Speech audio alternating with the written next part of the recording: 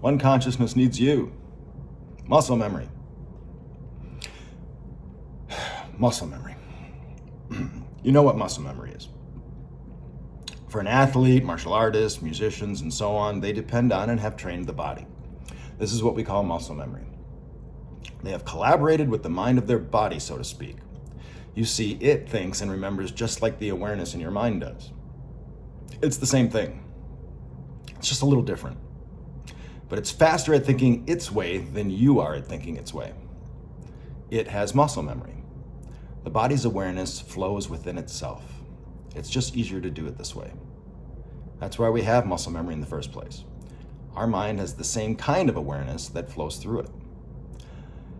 Muscle memory thinks exactly the same way you do. The way you think about thoughts is the way that it thinks about muscles. The body mind does its thing with everything in the body, all at the same time, just like you think thoughts. Just like you, it has its own awareness. It is not what it is aware of. That's what life and existence is. You see, we need to establish that first. Awareness, freedom, existence. Otherwise, the rest of the argument doesn't follow. If you're uncomfortable with this argument, this particular point of contention, that's good. That's what I want. Because resistance is where we should start. And from here, we're going to go straight for the jugular. Can you feel it? Do you sense awareness? That's your consciousness. Your mind has its own awareness, its muscle memory. Just like your body has its own awareness, its muscle memory. Well, then what are you? Perhaps you're thinking I should tread lightly. Don't worry, it's the only way we travel. Here's the kicker. You don't get to keep it, your mind awareness. But hold on, don't worry, it exists. The body and its own awareness, it exists. It's not yours. Neither of them are yours, but they both exist because you do. You are not your mind, you are not your thoughts, you are not your body or its awareness. You are what's between all of this. What would it be like to realize you are this awareness?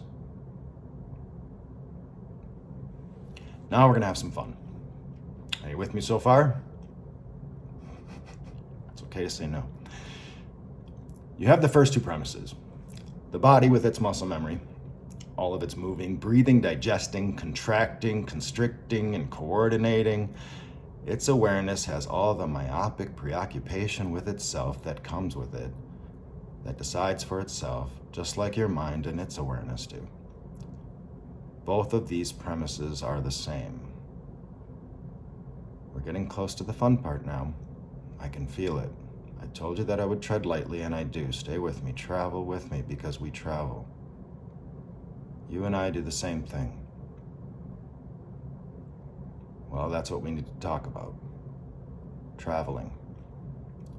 Notice how you, your consciousness, communicates with you, your body. Well, your mind, capital mind, does this too. It sounds complicated, but it's not. It's simple. I'm trying to point out and solidify the fact that you're identifying as two things: a body-aware mind and a mind-aware mind. Look at this. Look from that which can see this.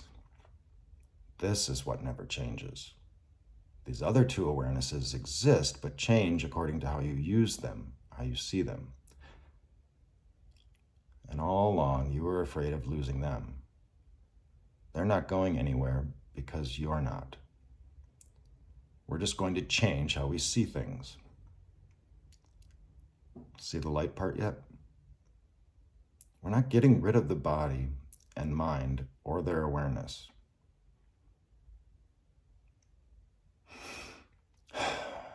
Just consider. The observer of your mind that you think is you are just like a muscle of the body in a sense, for a larger mind that thinks thoughts like you. You receive communication, but you decide. Ever have a muscle cramp? Muscles communicate back. So yeah, the body communicates to itself, the mind to itself, the larger mind to itself. No one said that they were ever totally separate. They just need to think that they are. You know this. The mind, capital, it does the same thing with a larger awareness. Yes, it does. Yes, it does. Yes, it does. You see, thoughts must live in order for thinking to occur. Otherwise, it wouldn't work. It would think only the same as itself.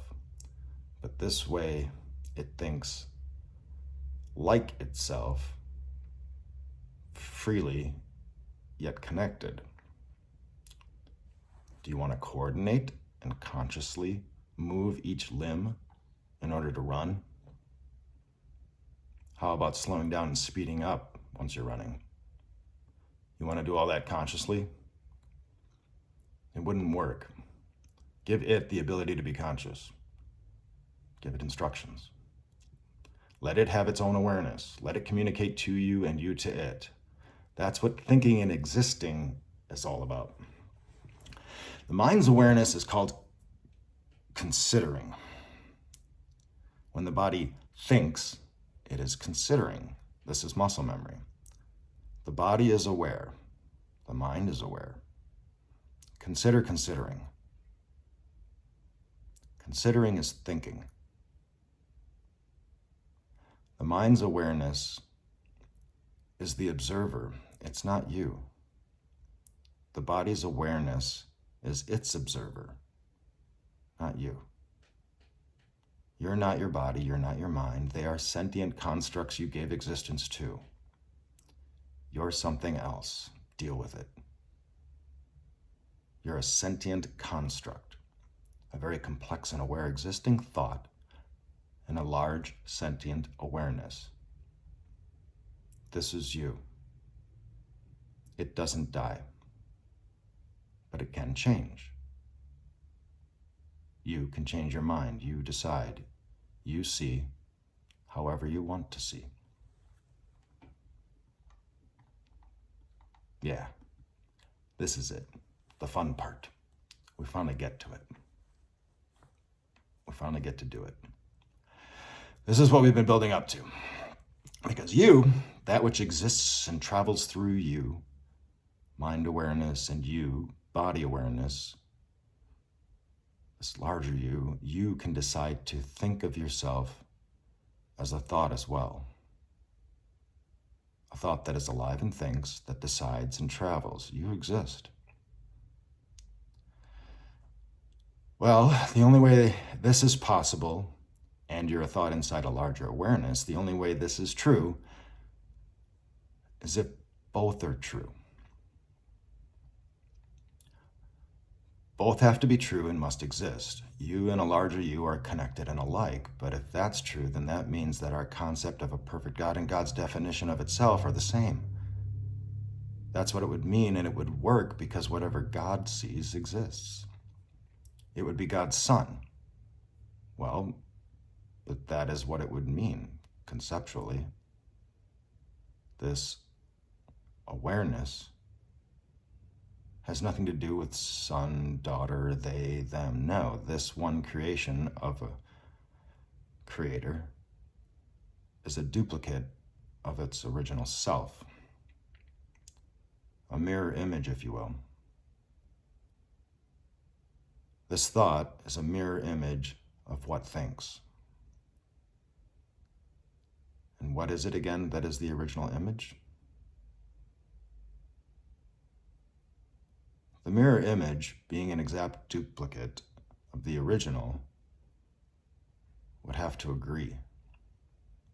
Because being like the original, it would already know all of this as well. Here's a big step, more of a leap, really. God considers, No, God knows, remember? That's what the real void mystery potentiality would contain. Nothing is considered. It is all simply known. The lesson is here. You see, we already are the thoughts of consideration, according to this thesis. What God creates must do this if there is God. You can't exist any other way. Stacked nice and neatly, all at once, we consider.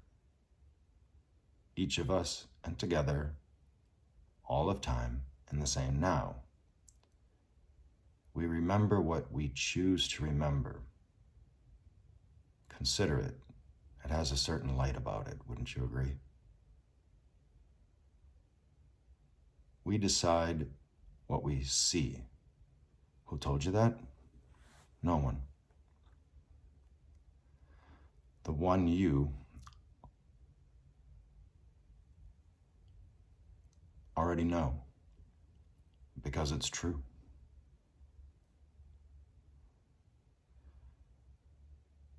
You exist because you agree now.